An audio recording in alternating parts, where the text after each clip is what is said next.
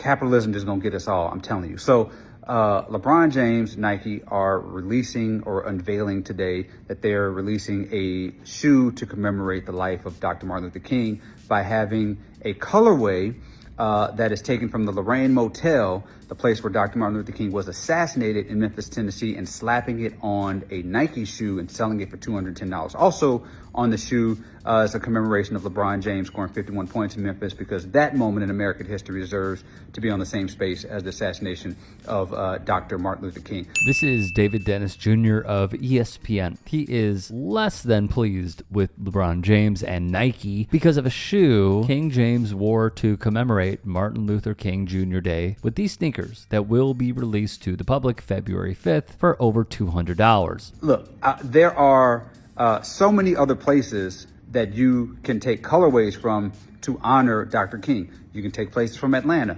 take Birmingham, Montgomery. What about Washington, D.C., where he delivered the I Have a Dream speech? The last place that I would think of would be the signage from where he was assassinated. It just feels like a tone-deaf situation from Nike, from LeBron, from all parties involved. And I think it's also important to note why Dr. King was in Memphis in the first place on the day that he was assassinated.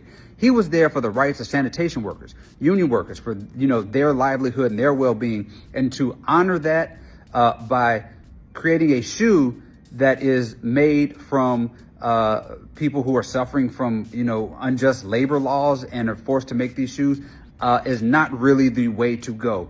Dr. Martin Luther King was killed while trying to fight against the dredges of capitalism. There's nothing more capitalist than slapping Nike on a shoe on a color that sort of trivializes, not sort of, very much so trivializes one of the most gruesome murders in American history. And look, he is not alone. There are ways to honor Dr. Martin Luther King Jr. Other than showing the color of the sign where the place where he was murdered. They honor that place because that's a place to them where one of our leaders were taken down, and in the process, the civil rights movement was pretty much taken down, regardless of race and color. To me, that's extremely disrespectful to make that be the color of the shoe, the color of the sign at the Lorraine Motel. That's not honoring Dr. Martin Luther King Jr., not to me. Doc Holliday, Stephen A. Smith's #1 enemy, weighed in. When you just look at some of his most famous quotes and things that he was able to say to the people and believe in, it's things that we're going through right now. It's things that if we apply, then it will make our society a lot better. He was a man of the people, and he had a lot of power. And that's why he was ultimately gunned down, unfortunately, because of the power that he had for the people. People resonated with him. People believed in him. People wanted to walk with him and talk with him and be with him. His legacy, along with Malcolm X, continues to live on about what they preached and what they believed in.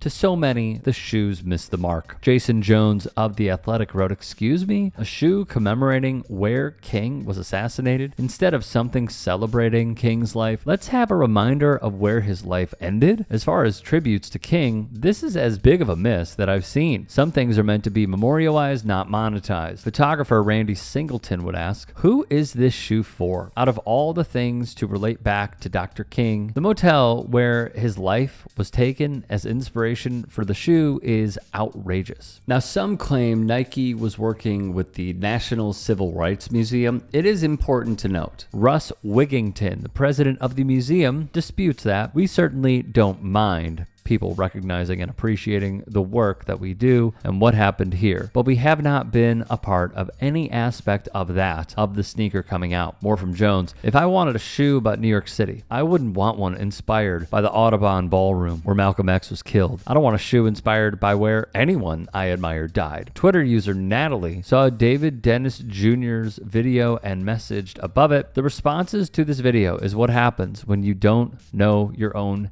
history, idolize celebrities, pretend to read Malcolm X autobiographies, and lack proper diversity in the workplace. This shoe should have never been released." Nike's vice president of communications, John Jowers, told Yahoo Sports he acknowledged what many were saying, but defended the design's intent, saying, "Design is so subjective, and some people the design will resonate with, and others maybe less so. Obviously, that becomes a little bit more charged when you have bigger principles at play. I think the intent, though, was really to pay homage to Dr. King, his life, and his legacy. Dennis Jr.'s co-worker at ESPN, Clinton Yates, would give a strong rebuke to what we saw. The fact that this is real indicates, yet again, not enough black folks are in enough rooms at Nike, or that they don't feel empowered enough to speak up. What a disgrace. Yates would also retweet, the reason Dr. King was in Memphis when he was killed was to help protest with the sanitation workers on strike because he saw that as an intersection of civil rights and economic injustice. To then use the site of his murder for economic profit goes against what he stood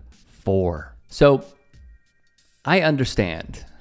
And let's just be clear. Some folks will say, why am I even speaking on this? You're a white dude.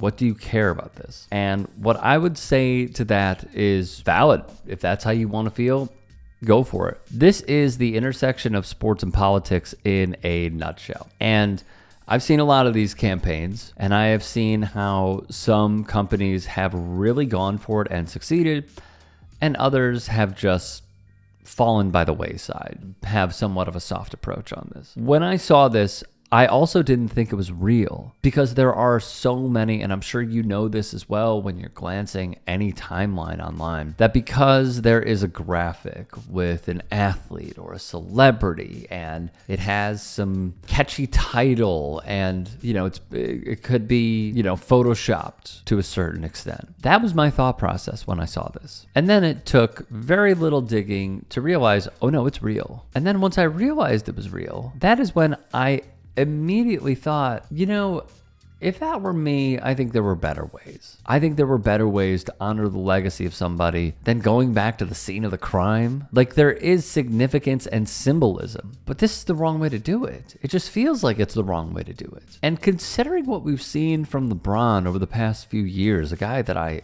absolutely respect, the way that he has distanced himself from politics when he was so outspoken from 2016 to really this past election cycle, I can't really comprehend that. His More Than a Vote organization, after learning about everything that went down and one of the dudes who was allegedly affiliated with that institution saying the things he said, and also what Rachel Nichols said about Maria Taylor, them appearing to close shop, like, I don't know, man. It just feels like, once again, a staunch capitalist failed to meet the moment. That is what I see. And I think David Dennis Jr. hit the nail on the head by saying King advocated for an anti-capitalist message, and yet you have a capitalist taking advantage of the situation to profit. Couldn't have said it better myself. Hey, I appreciate you watching. Now, if you can, please do become a channel member by going to youtube.com/TYTsports and clicking the join button. If that's too much for you, you can just go to tyt.com/join to become a member. It helps all of us out here at the Young Turks and keeps our network afloat. In addition, you could follow me on my socials on Twitter, Instagram, and TikTok. Appreciate the love. Have a great day.